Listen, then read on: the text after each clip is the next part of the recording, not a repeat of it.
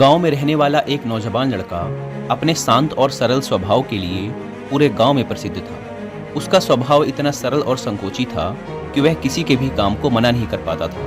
वह सिर्फ एक बार के कहने पर किसी की भी मदद के लिए हमेशा तैयार हो जाता था। वह स्वभाव से इतना दयालु था कि उससे किसी की भी दुख और परेशानी देखी नहीं जाती थी। वह जिस प्रकार से भी किसी की मदद कर सकता था वह करने का प्रयास करता था। फिर चाहे किसी को उचित सलाह देनी हो, किसी के काम में हाथ बटाकर उसकी मदद करनी हो या फिर रुपयों पैसों से सामने वाले की मदद करनी हो, वह मदद के लिए हमेशा तैयार रहता था। कई बार तो वह अपने बहुत ही महत्वपूर्ण कामों को छोड़कर भी सामने वाले की मदद करने चला जाता था। लेकिन धीरे धीरे उसे आभास होने लगा कि लोग उसके इस सरल स्वभाव का गलत फायदा उठा रहे हैं। लोग उससे अपना काम तो निकलवा लेते हैं, लेकिन उसे समाज में उतनी मान सम्मान और प्राथमिकता नहीं मिल रही है जितनी उसे मिलनी चाहिए। उसके घर वाले, दोस्त, रिश्तेदार और जानने वाले अपने हर छोटे बड़े काम में उसे मदद के लिए बुला तो लेते हैं, लेकिन उसे अपने रोजमर्रा के जीवन में वो प्राथमिकता, इज्जत और मान सम्मान नहीं देते जिसके वह लायक है। पिछले कुछ समय से उसे यह बात बहुत परेशान करने लगी थी। हालांकि वह अब भी लोगों की उतनी ही मदद करता था, लेकिन कहीं न कहीं वह अंदर से बहुत दुखी रहने लगा था। एक दिन ऐसे ही वह अपने घर में बैठा कुछ सोच रहा था कि तभी उसे बाहर से किसी के आने की आहट सुनाई पड़ी। उसने दरवाजे की तरफ नजर घुमाई तो देखा कि उसी की उम्र का एक नौजवान बौद्ध भिक्षु भिक्षाटन के लिए खड़ा है। उस भिक्षु के चेहरे पर असीम शांति और अद्भुत तेज था। लड़के ने घर के अंदर से भिक्षा लाकर भिक्षु के भिक्षा पात्र में डाल दी और उनके जाने का इंतजार करने लगा। लेकिन वह नौजवान भिक्षु पूरी शांति और एकाग्रता से उस लड़के के चेहरे की तरफ देख रहा था। अचानक उसने लड़के से पूछ लिया, तुम किसी बड़ी चिंता में दिखाई पड़ रहे हो। पहले तो लड़के ने भिक्षु के प्रश्न को टालने का प्रयास किया, लेकिन फिर उनके बार बार पूछने और उनके शांत चित्त से प्रभावित होकर लड़के ने अपना दुख बौद्ध भिक्षु को बताना शुरू कर दिया। उसने कहा, मैं हर किसी की मदद के लिए तैयार रहता हूँ, मैं हर किसी के लिए उपस्थित रहता हूँ, लेकिन लोग मेरी उपस्थिति को महत्व नहीं देते। समाज में ना तो मुझे और ना ही मेरी ज़रूरतों को प्राथमिकता दी जाती है। मुझे मेरे अच्छे कामों का श्रेय भी कहीं नहीं मिल पाता। इतनी मदद करने के बाद भी लोग मेरी उपस्थिति को जानबूझकर नज़रअंदाज कर देते हैं। मुझे कभी भी मेरी अच्छी नीयत और अच्छे काम के लिए उचित मान सम्मान और श्रेय नहीं दिया जाता, और ये सब मेरे अपने परिवार वालों, दोस्तों और रिश्तेदारों के द्वारा किया जाता है, जिस वजह से मैं बहुत ही ज़्यादा आहत हूँ। बौद्ध भिक्षु ने उस नौजवान की बात पूरे ध्यान से सुनी और फिर तो तुमने मेरे साथ में उनके पास चलना चाहिए। आज इसी विषय में प्रवचन देने वाले तो बिना मांगे समाज में उचित मान सम्मान और इज्जत कैसे हासिल करें। वो लड़का ये आज के जब तक उसके पास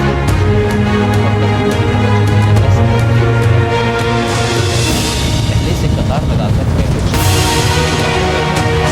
उसके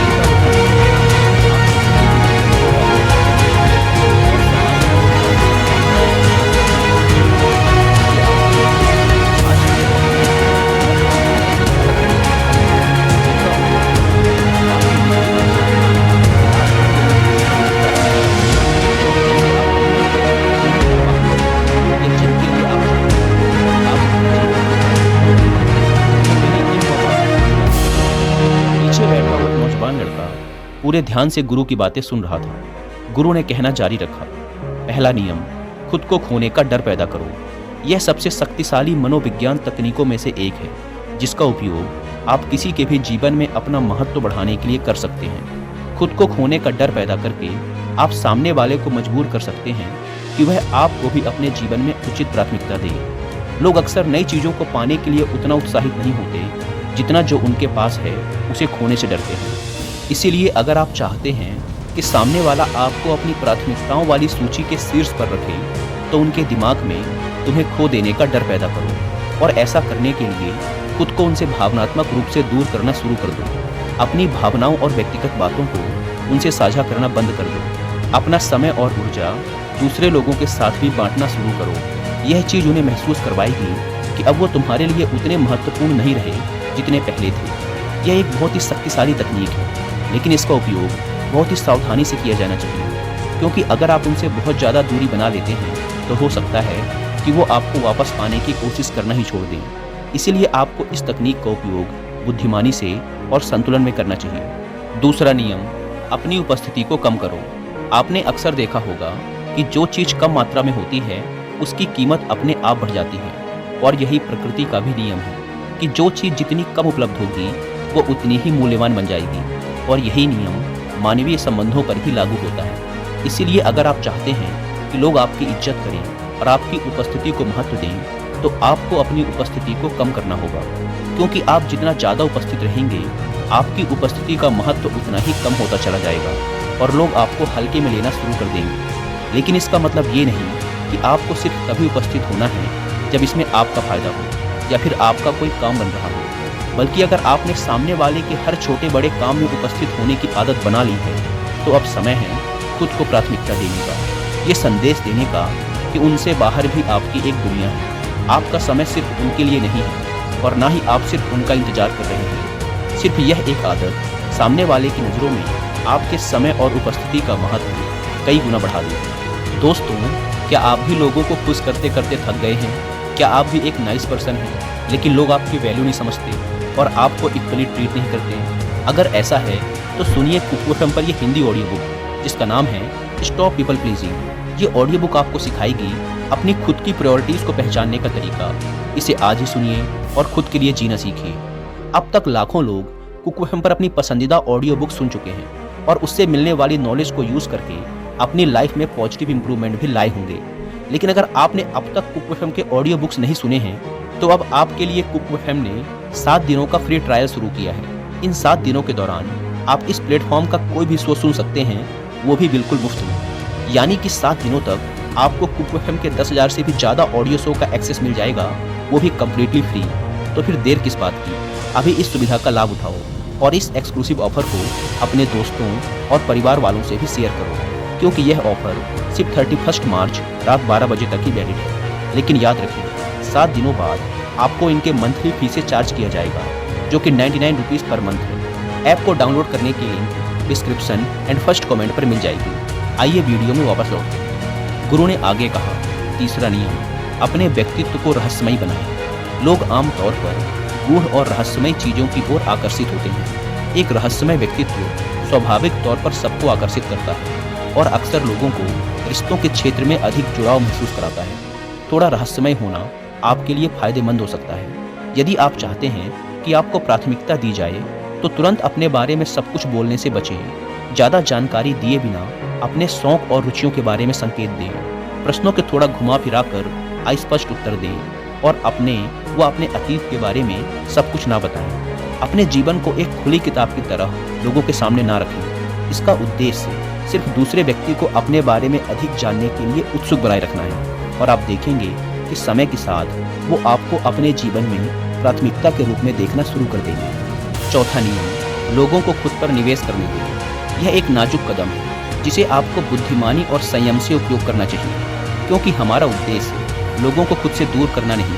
बल्कि अपनी सही जगह हासिल करना है। इस प्रश्न पर विचार करो कि कौन आपको प्राथमिकता के रूप में देखने के लिए अधिक इच्छुक होगा। कोई ऐसा व्यक्ति जिसने आप में बहुत अधिक निवेश किया है, या कोई ऐसा व्यक्ति जिसने आप में बिल्कुल भी निवेश नहीं किया है? उत्तर स्पष्ट है। तो यदि आप चाहते हैं कि कोई आपको प्राथमिकता के रूप में देखे तो आपको उन्हें अपने में निवेश करने की अनुमति देनी होगी। यह कई तरीकों से किया जा सकता है। उदाहरण के लिए, उन्हें अपना समय आप पर निवेश करने दें, उनकी भावनाओं को अपने से जुड़ने दें, केवल उन झूठी उम्मीदों को बढ़ावा ना दें जिन्हें आप जानते हैं कि आप पूरा नहीं कर पाएंगे। साथ ही यह भी दिखाएं कि आपका समय मूल्यवान है, हमेशा उपलब्ध ना रहें और कभी-कभी उन्हें भी आपका इंतजार करने दें। आपका यह व्यवहार सामने वाले को यह संदेश भेजेगा कि आप खाली और फालतू नहीं हैं, और अगर उन्हें आपका समय और ध्यान चाहिए तो उन्हें भी प्रयास करना पड़ेगा। इससे सामने वाला आपको गंभीरता से लेगा और आपको प्राथमिकता देना शुरू कर देगा। लेकिन याद रहे कि इस तकनीक का उपयोग समझदारी से करना होगा। इसकी अति ना करें, अन्यथा परिणाम आपकी इच्छा के विपरीत हो सकता है। 5वां नियम, खुद को और अपनी ज़रूरतों को प्राथमिकता दें। इसका मतलब स्वार्थी होना नहीं है। खुद को प्राथमिकता देने का मतलब है स्वयं को ऐसी जगह पर ना होने देना जहां आप एक प्राथमिकता नहीं हैं।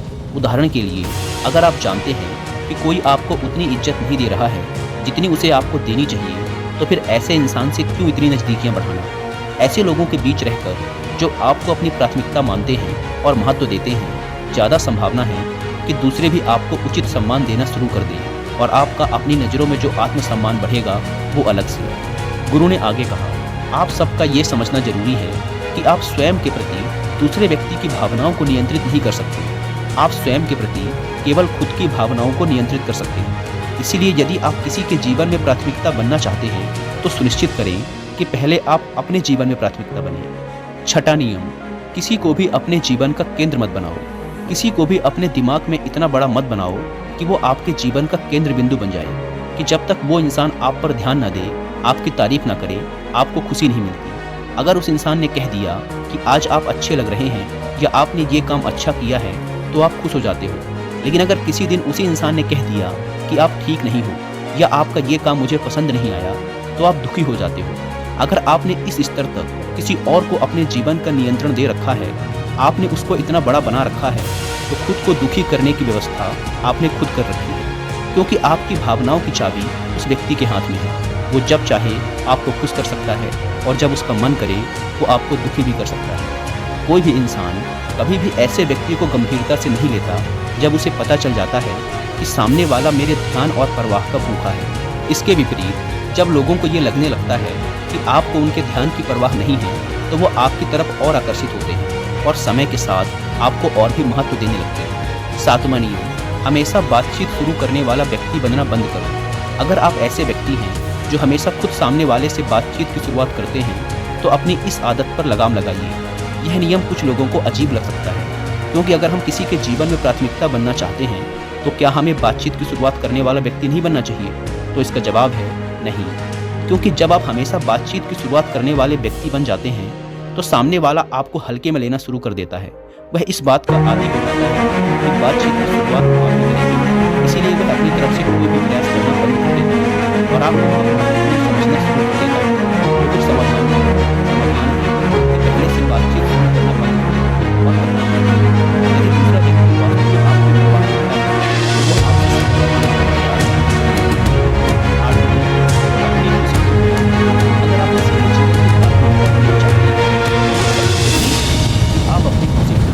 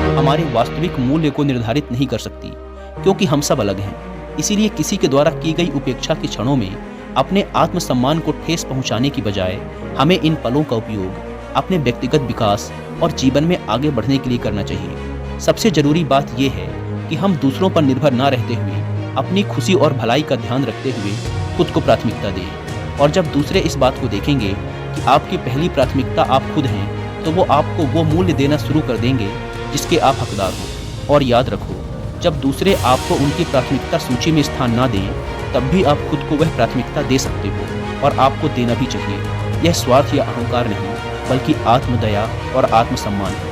ऐसा करके आप खुद के साथ और दूसरों के साथ अच्छे और स्वस्थ रिश्ते बनाए रख सकते हैं, अपने लक्ष्य और ज़रूरतों के अनुसार उचित निर्णय ले सकते हैं और अधिक खुश, संतुष्ट और सार्थक जीवन जी सकते हैं। इतना कहने के बाद गुरु ने अपना प्रवचन समाप्त किया और वहाँ से चले गए। धीरे धीरे सारे छात्र भी वहाँ से चले गए, लेकिन वो नौजवान लड़का अभी भी गुरु की बातों में खोया हुआ था। उसे अपने प्रश्नों का उत्तर मिल चुका था।